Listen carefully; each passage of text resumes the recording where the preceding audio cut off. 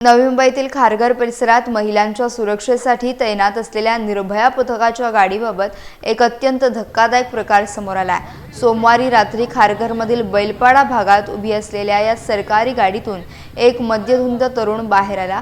त्याने स्वतःला पोलीस विभागाशी संबंधित असल्याचे सांगत रस्त्यावरील नागरिकांशी विनाकारण मोठा वाद घातला। या तरुणाने केवळ दादागिरीच केली नाही तर काही नागरिकांना धक्काबुक्की आणि मारहाण केल्याचा आरोप करण्यात येत आहे।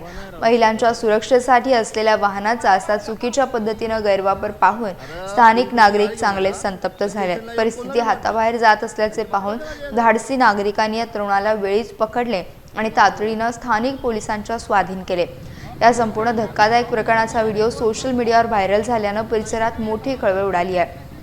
या घटनेमुळे पोलीस प्रशासनाच्या गाड्यांचा गैरवापर नक्की कोण करतं असा गंभीर प्रश्न उपस्थित झाला असून पोलीस सध्या या प्रकरणाचा सखोल तपास करत असून पुढील कारवाई सुरू आहे।